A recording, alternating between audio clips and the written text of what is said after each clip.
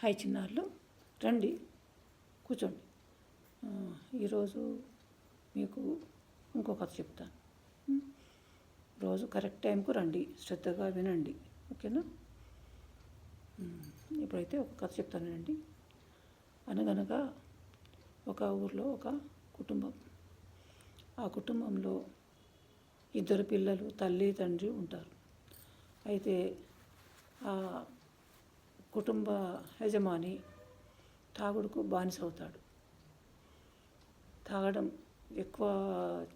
ఎక్కువ చేసి దాంతో ఏమిటంటే ఆ కుటుంబంలో భార్యను పిల్లలను మంచిగా చక్కగా చూసుకోకుండా, వాళ్లకు తినే పదార్థాలు తెచ్చిపెట్టకుండా, తను ఇంతో అంతో డబ్బులు సంపాదిస్తే అవి మొత్తం ఖర్చు అయ్యే వరకు తాగుతూ ఇక్కడ అక్కడ తోవలో పడిపోతూ అలా ఉంటాడు.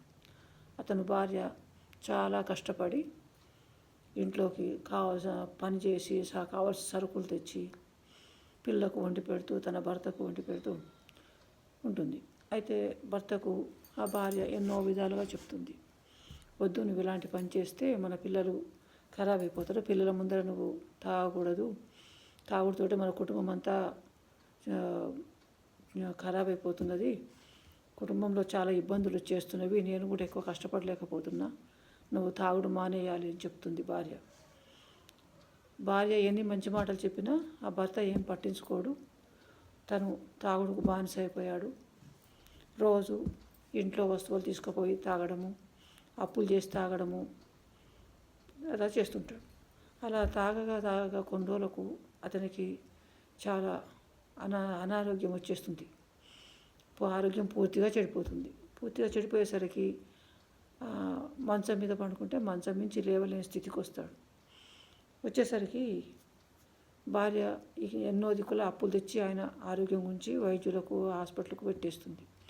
ఇంకా ఎక్కడ భార్యకు అప్పులు పుట్టే పరిస్థితే ఉండకపోయేసరికి ఎలా చేయాలని ఆలోచిస్తుంటే వాళ్ళ ఊరికి పక్క ఊరు నుంచి వచ్చి ఇక్కడ వాళ్ళ ఊళ్ళో స్థిరపడ్డ ఒక పెద్ద మనిషి ఉంటాడు. అతడు చాలా మంచి మనిషి, ఉదారత్వము, ఒకరికి మేలు చేసే ఆలోచన ఉన్న మనిషి. అయితే ఈమె కుటుంబం గురించి అతను విని, తన భర్త ఆరోగ్యం గురించి ఆమె చెప్పేసరికి విని అతను ఏమంటాడంటే, సరే నీ భర్తకు నేనే వైద్యం చేయిస్తాను, మందులు అవి నేనే ఇప్పిస్తాను, నీ భర్త ఆరోగ్యం కుదిరే వరకు నీకు, నీ పిల్లలకు భోజనానికి సరిపడా డబ్బులు కూడా నేనే ఇస్తాను, నీ భర్త కోలుకొని మంచిగా అయిన తర్వాత నీ భర్త నా దగ్గర పని చేయాల్సి వస్తుంది అని చెప్తాడు. ఏం పని అంటే అతనికి వ్యాపారం ఉంటుంది, వ్యవసాయం ఉంటుంది, తోటలు ఉంటాయి. అవన్నిట్లలో అతను ఆ పెద్ద మనిషి చెప్పిన పనులు చేయాలి. అయితే సరే, అలాగే నా భర్తను ఒప్పిస్తాను, నాకు కావలసిన డబ్బులు ఇవ్వండి, నా భర్తకు ఆరోగ్యం బాగా చేయించండి అని చెప్పి ఆయనను బతిమలాడుతుంది భార్య. సరే అని చెప్పి అతను కూడా ఒప్పుకొని అతను తీసుకొచ్చి హాస్పిటల్లో జాయిన్ చేసి ఆయనకు మందులు ఇప్పించి ఆయన ఆరోగ్యం కుదుటపడే వరకు అతను ఖర్చు పెడతాడు. ఈమెకు ఇంట్లోకి భోజనానికి, పిల్లలకు తనకు భోజనానికి కూడా అన్ని డబ్బులు, సరుకులు ఇస్తుంటాడు. కొన్నాళ్లకు అతని ఆరోగ్యం కుదుటపడుతుంది, ఆరోగ్యవంతుడు అవుతాడు. ఆరోగ్యవంతుడు అయిన తర్వాత భార్య చెప్తుంది, నువ్వు ఆరోగ్యవంతుడు అయిన తర్వాత నిన్ను ఆ పెద్ద మనిషి దగ్గర నువ్వు పనిచేయడానికి నేను ఒప్పుకొని ఆయనకు పత్రం రాసిచ్చాను.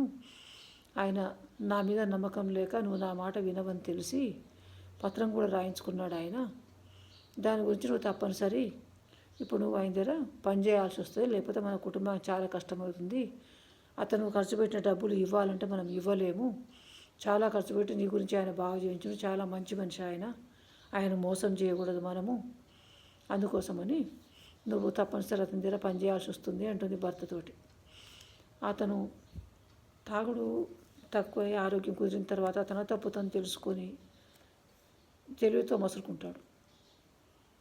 చెప్తాడు, సరే నా గురించి, నా పిల్ల గురించి నువ్వు చేసావు కనుక నీ మాట నేను కాదాను, నేను అతని దగ్గర పనిచేసి తన అప్పు తీర్చేసుకుంటాను, ఇప్పటి నుంచి నేను తాగను, మిమ్మల్ని మంచిగా చూసుకుంటాను అని భార్యకు చెప్పి అప్పటి నుంచి తన కుటుంబాన్ని చక్కగా పోషించుకుంటూ ఆ పెద్ద మనిషి దగ్గర చక్కగా పని చేసుకుంటూ తన జీవితాన్ని హాయిగా గడుపుతాడు.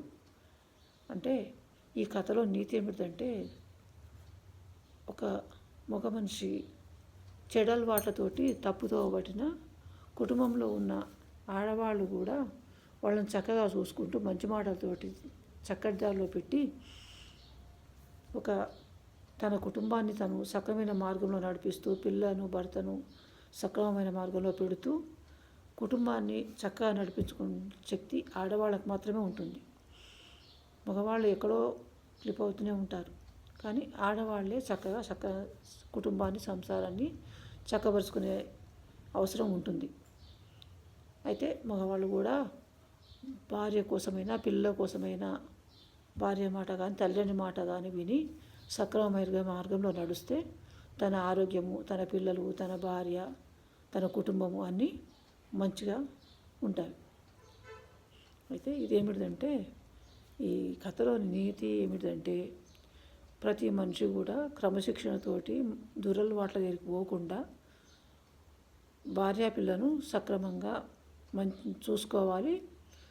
సక్రమమైన జీవితము భార్య పిల్లకి ఇవ్వాలి. అది ఒక మగవాడి బాధ్యత. సరే, ఈ కథను బాగా గుర్తుపెట్టుకోండి.